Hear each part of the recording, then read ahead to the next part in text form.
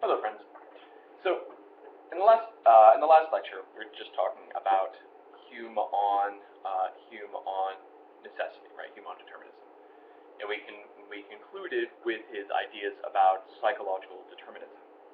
And so now what we're going to talk about are Hume's ideas about freedom and how his ideas of freedom and necessity are reconciled with one another, and why we need both of these things really why we need both of them to make sense of the idea of responsibility. Okay, so the idea of freedom, or the idea of liberty in Hume, is actually really simple and straightforward.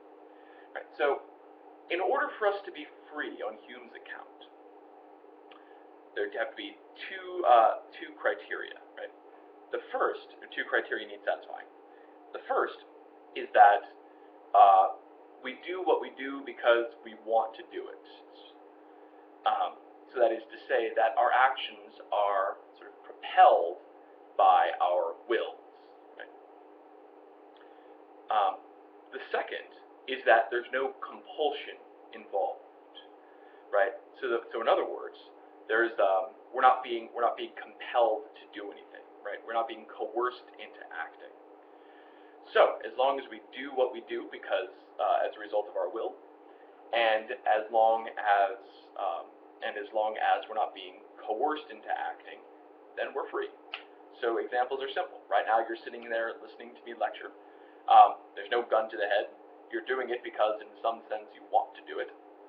Therefore, you're free to do that. Right? You're free to listen to the lecture. Now just a quick word on doing what we do as a result of the will. So the idea of the will is simply, think of it as a necessarily efficacious desire. Right? So it's a desire that we have that by definition brings about action. Right? So we have all sorts of desires, right?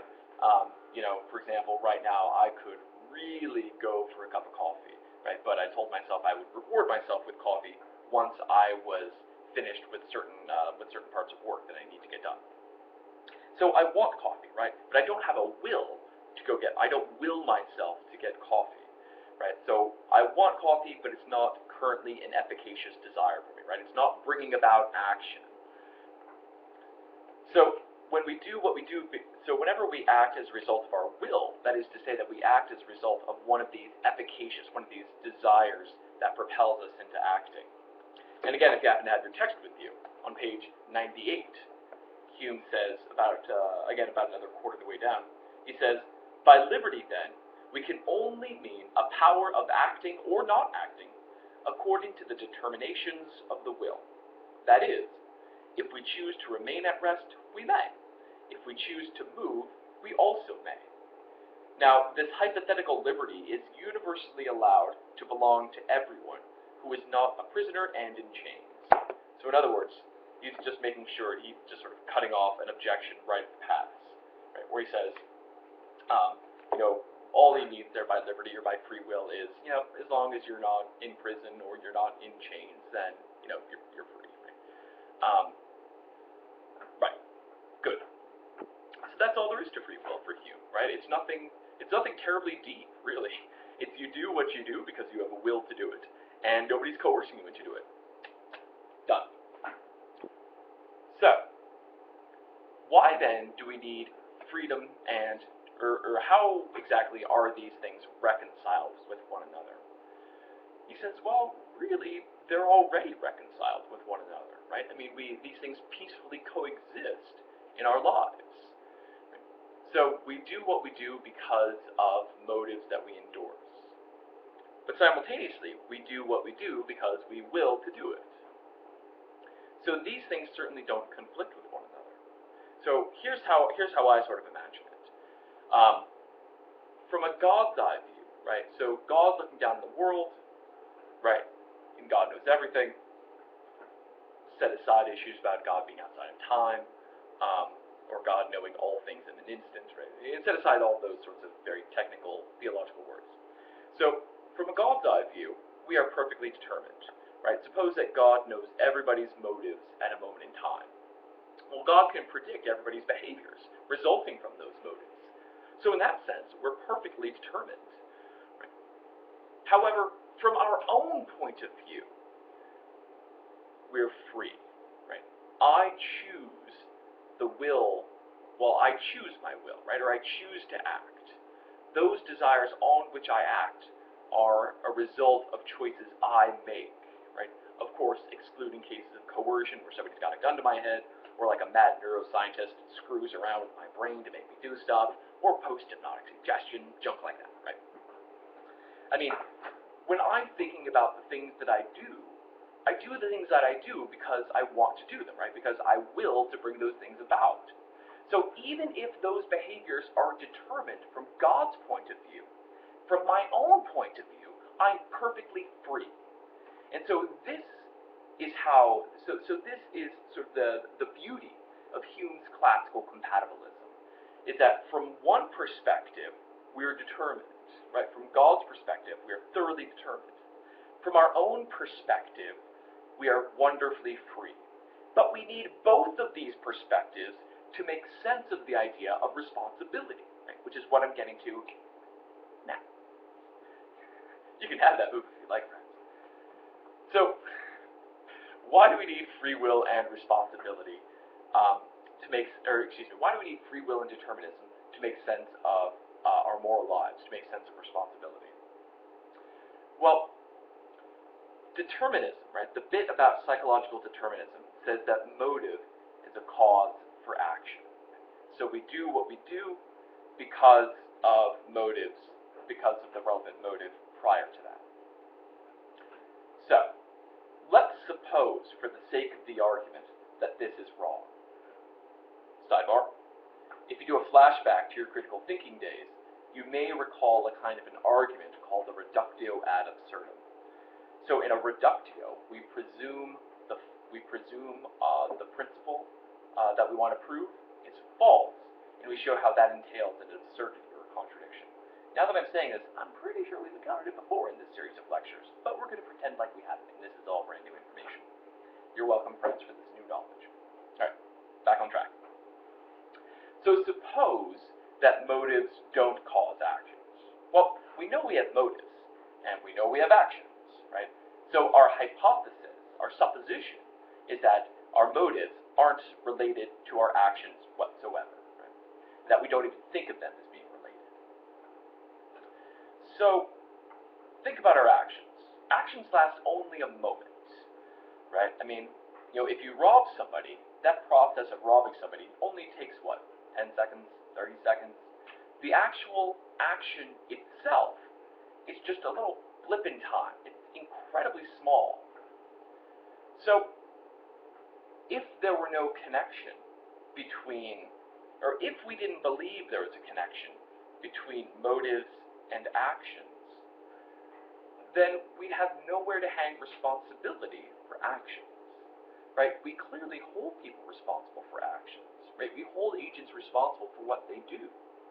But what they do, the event itself, lasts only a few seconds, is incredibly short.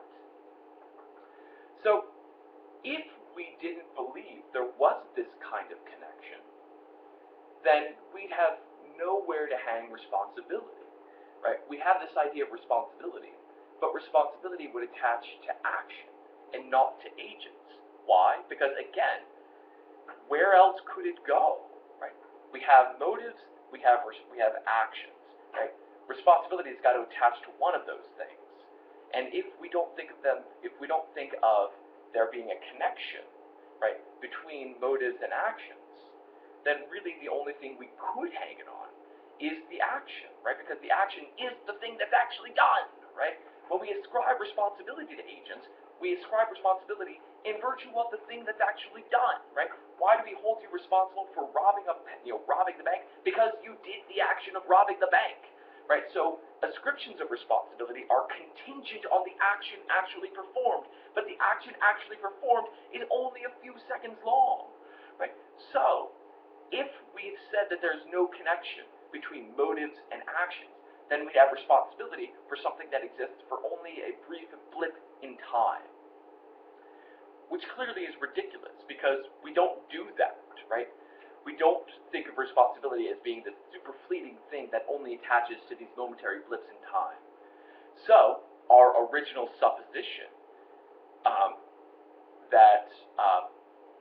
that there's no connection, or that we didn't need this connection between motives and actions must be wrong. Right?